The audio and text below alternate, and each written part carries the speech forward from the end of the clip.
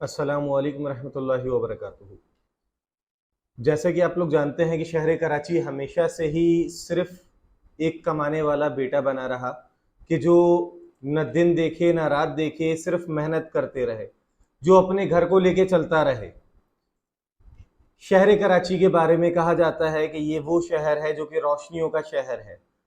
दिन हो या रात हो, यहाँ पे कभी भी ऐसा नहीं हुआ कि आप जब घर से बाहर निकले तो आप परेशान हो कि ये मैं किधर आ गया। उसके बावजूद वो शहर जो पूरे पाकिस्तान को रेवेन्यू जनरेट करके दे रहा है, पाकिस्तान का 70% रेवेन्यू शहर कराची से जनरेट हो रहा है।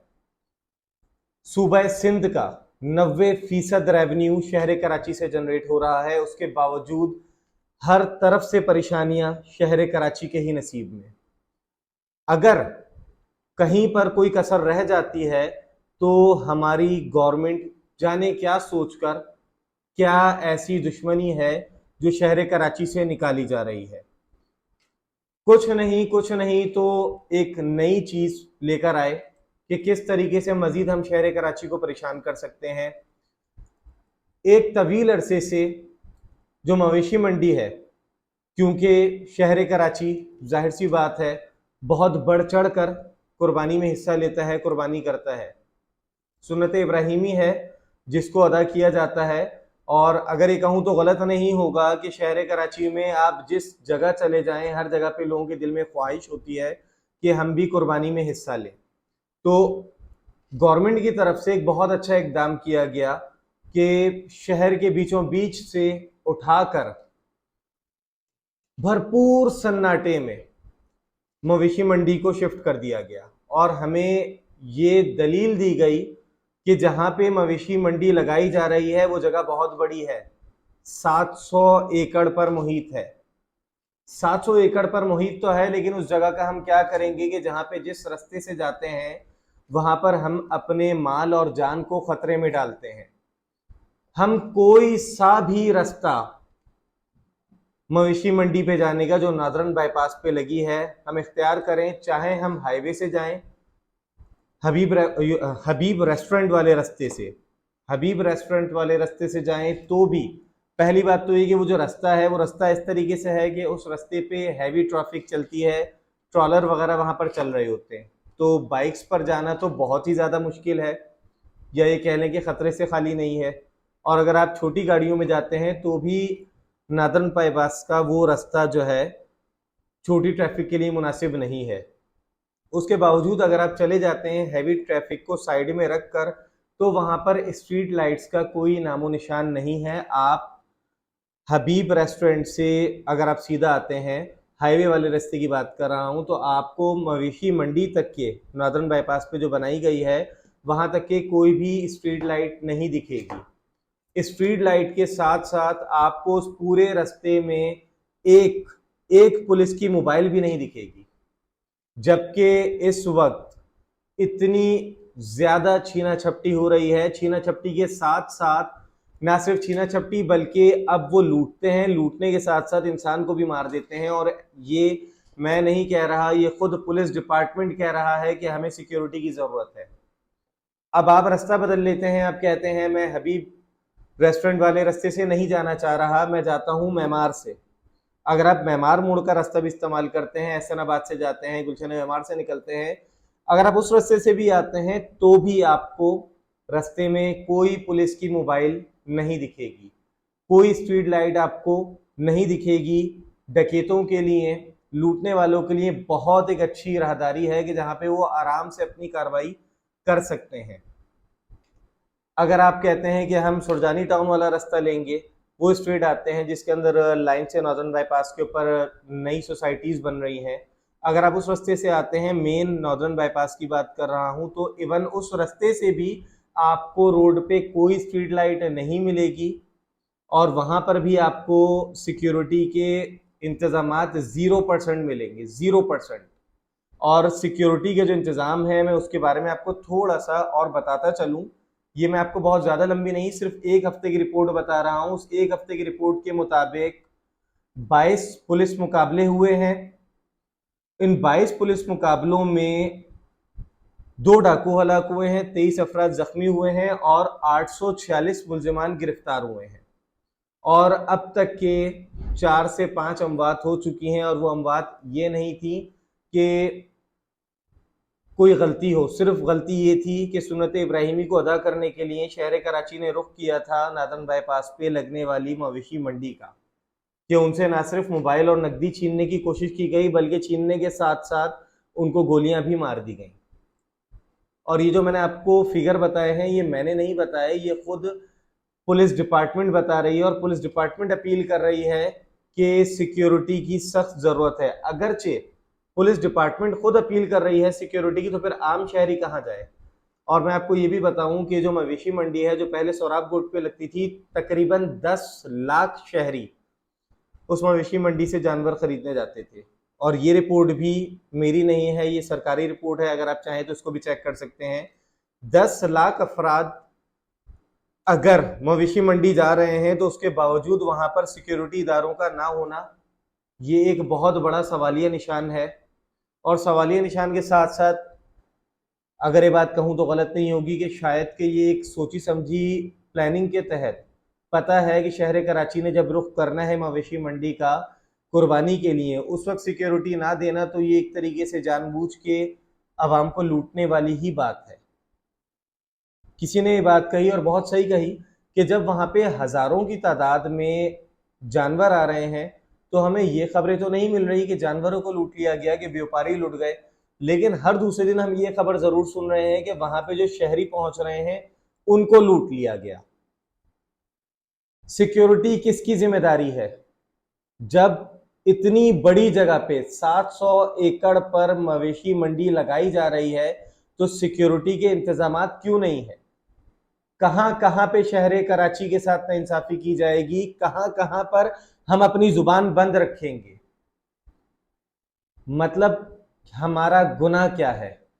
अगर मैं यहाँ पे और आपको बात बताता चलूं, लुटने के बाद, अपनी जान गंवाने के बाद भी कुछ ये सोचते हैं नहीं हम फिर भी जाएंगे। अगर शहर कराची के कुछ भाई शहीद हो चुके हैं सुन्नत इब्राहिमी को अदा करने की वजह से, लेकिन उसके बावजूद भी हम मंडी जा रहे हैं, तो वहां पे अगर हम बाइक पर जाते हैं, तो सबसे पहले, वैसे तो मैं आपको बताऊं कि अदालत के भी ये अहकामात हैं कि पार्किंग फ्री कर दी जाए हर तरफ, पूरे सिंध में, पूरे कराची में पार्किंग फ्री। लेकिन मजे की बात यह है, अगर आप बाइक पे भी जाते हैं, तो जाते के साथ ही 50 रुपए की आपने पर्ची कटानी है। मतलब आप 50-60 किलोमीटर दूर आप पहुंचते हैं, इवन अगर आप बाइक पे जा रहे हैं, तो भी आपका कम से कम भी 1000 रुपए का पेट्रोल लग रहा है। 1000 रुपए का पेट्रोल लगने के बावजूद भी आप जब पहुंचते हैं, तो फिर आप 50 रुपए की पर्ची कटवाएंगे। पर्ची कटवाने के बाद अगरचे आप गाड़ी में हैं, तो गाड़ी की जो पर्ची आ रही है, तो गाड़ी की पर्ची आ रही है 100 रुपए की। बाइक की पर्ची है, अगर बाइक पे जा रहे हैं तो आपकी बाइक की पर्ची है 50 की, गाड़ी में जा रहे हैं तो गाड़ी की पर्ची है 100 रुपए की। चलें, आपने वहां पे बाइक पार्क कर दी, आपने गाड़ी पार्क कर दी।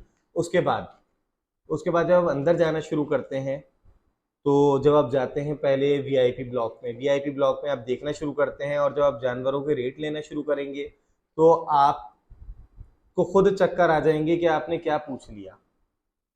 30 लाख, 5 लाख, मतलब हल्के से हल्का जानवर भी आपका 2 लाख 2.5 लाख से कम है ही नहीं। उसके बाद आप मजीद आगे बढ़ते हैं। आप जब आगे जाते हैं और आप कहते हैं मैं जर्नल ब्लॉक में चला जाऊं, तो जबकि दरमियान में जगह भी खाली है, स्पेस भी अच्छा खासा है, उसके बावजूद जो जर्नल ब्लॉक है वो काफी आगे जाके बना है। उसकी वजह क्या है कि ताकि नेक्स्ट टाइम अगर आप आते हैं, तो आप फिर पैदल ना आए। आप अगर गाड़ी में हैं तो आप गाड़ी में आए, अगर आप बाइक पे हैं तो आप बाइक पे आए। आप कहते हैं चलो मैं बाइक का पास बनवा लेता हूँ क्योंकि बहुत दूर चलना पड़ता है, तो बाइक का पास भी मैं आपको बताऊं कि उसकी फीस रखी है 3500 रुपए। ये बाइक के पास की बता रहा हूँ। और अगर आप कहते हैं कि आपके पास मेहरान है, अल्टो है, या कोई सी भी आपके पास गाड़ी है, तो उसकी फीस आ रही है आपके पास 6000 रुपए। किस चीज की? कि आप गाड़ी लेके अगर अंदर जा रहे हैं, आप जो है विजिट कर रहे हैं कि हाँ भाई मैं ज्यादा नहीं चल सकता, बीमारी की वजह से कोई भी मसला है, इस वजह से मैं ज्यादा नहीं चल सकता, तो आपको गाड़ी में है तो आपने 6000 रुपए पे करने। बाइक पे हैं तो आपने 3500 रुपये पे कर। अच्छा, आप अब आ जाते हैं इसके बाद, चलें भाई ये तो हो गई कि आपने गाड़ी पार्क कर दी या गाड़ी लेकर आ गए। उसके बाद जब आप पूछते हैं व्यापारी से कि भाई आप इसको सोना खिला रहे हो, इतना महंगा मवेशी आप जो बेच रहे हो क्यों? तो जब आप व्यापारी से बात करते हैं तो वो कहता है कि भाई जो 12x12 का टेंट लगा है, सिर्फ इसी के मैं 12x12 के 18,000 रुपए पे कर रहा हूँ। और जबकि आपको ये बात भी पता है कि 12x12 में क्या ही जानवर खड़े होंगे, आप भी जानते हैं। तो ऐसा नहीं कि सिर्फ 12x12 का टेंट होता है, जाहिर सी बात है टेंट बड़ा होगा तो उसके चार्जेस भी बढ़ जाएंगे। अगर 4 टेंट भी लगते हैं तो उसकी तकरीबन 72,000 के करीब तो वैसे ही बन गए। उसके बाद वो कहता है कि भाई ऐसा नहीं है कि सिर्फ मैं टेंट के दे रहा हूँ, जो ड्रम है एक ड्रम के 2500 रुपए लिए जा रहे हैं, और एक ड्रम यूज नहीं होता, 4 ड्रम लगते हैं। उसके बाद जो बिजली है, क्योंकि जाहिर सी बात है 24 घंटे के हिसाब से मवेशी मंडी लगी हुई है, तो जो बिजली है वो भी इंतजामिया की जानिब से नहीं दी गई है, उस बिजली के अलहदा से चार्जेस पे करने हैं। और वैसे आपको ये भी बात बताता चलूं कि अभी तक के वहां पे कोई प्रॉपर बिजली का इंतजाम नहीं है।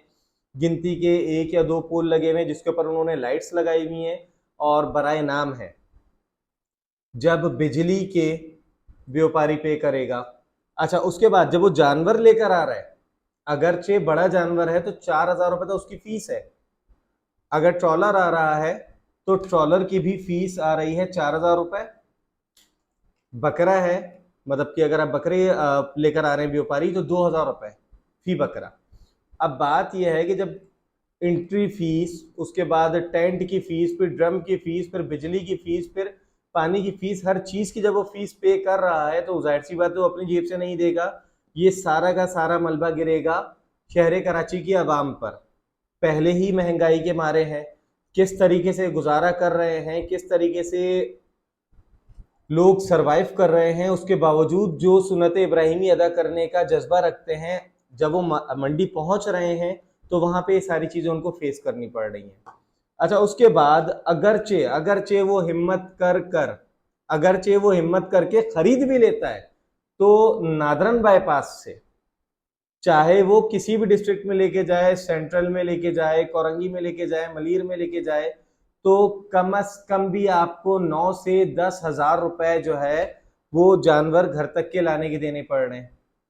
और फिर वही बात कर रहा हूँ, जो पहले बंदा बाइक पे या गाड़ी में आ रहा था वो सेव नहीं था, अब वो जानवर लेकर जा रहा है तो क्या ही सेव होगा। तो खैर, अगर वो पहुंच भी जाता है तो भी उसको गाड़ी की मद में कम से कम भी 10,000 रुपए से 12,000 रुपए पे करने पड़ रहे हैं। तो हमारे जहन में सवाल सिर्फ ये आ रहा है, जब हमारे पास भैंस कॉलोनी की मंडी है, जब हमारे पास मलीर मंडी है, जब हमारे पास इस्माइल गोट की मंडी है, जब हमारे पास सुरजानी टाउन की मंडी है, नेवल की मंडी है, इसके अलावा हमारे पास जो है लालू खेत की बकरा पीढ़ी की मंडी है, मेमन गोट की मंडी है, सफूरा की साइड पे जो मंडी लगती है वो है। तो ऐसी क्या वजह थी कि आप इनको प्रॉपर वे में रेगुलाइज कर देते ताकि जो बंदा इजीली उस जगह से आके खरीद सकता है उसको नादरन बाईपास जाने की जरूरत नहीं पड़ती। हर वक्त, हर चीज में, हर मामले में खुदारा शहर कराची के साथ बुग़्ज़ ना रखें, शहर कराची को लूटने की कोशिश ना करें। हम हराम नहीं कमा रहे। बहुत मुश्किल होता है, बहुत मुश्किल होता है हलाल तरीके से कमाना और उसके बाद अपने मामलात को लेकर चलना। हम वाज़े अल्फाज में हुकूमत सिंध से ये मुतालबा करते हैं या उन हकाम बाला से मुतालबा करते हैं कि हम पे तरस खाएं। हम कुर्बानी करना चाहते हैं, जबकि कुर्बान तो हम हर जगह पर हो रहे हैं। हम के इलेक्ट्रिक में भी कुर्बान हो रहे हैं, हम चीज़ में, हम महंगाई की चक्की में बुरी तरीके से पिस रहे हैं। उसके बावजूद भी हम सुन्नत इब्राहिमी अदा करना चाहते हैं। हमारे साथ ये जुल्म बंद किया जाए। अगरचे आपने मंडी इतनी दूर लगा दी है तो कुछ नहीं तो स्ट्रीट लाइट्स तो लगाएं, एटलीस्ट सिक्योरिटी तो प्रोवाइड करें। हम वो हैं जो हर सूरत में, हर वक्त में, हर घड़ी में पाकिस्तान से मुखलिस रहे हैं, अपने शहर से मुखलिस रहे हैं। उसके बावजूद अगर हमारे साथ ये सलूक होता है तो क्या कहें। मैं मुख्तसर करूंगा, सिर्फ इन्हीं अल्फाज पे कि कफन में कोई जेब नहीं होती, और आप जो कर रहे हैं इस साल जितने भी लोग, क्योंकि बहुत सारे लोग तो ये कह रहे हैं कि हम चाहते हैं लेकिन हम कुर्बानी नहीं कर सकते क्योंकि हमारी जेब हमें इजाजत नहीं दे पा रही, हम खाना खा लें या फिर कुर्बानी कर लें। और अगर कुछ लोग कुर्बानी करना चाह रहे हैं और अगर वो कुर्बानी नहीं कर पाते तो इसकी भी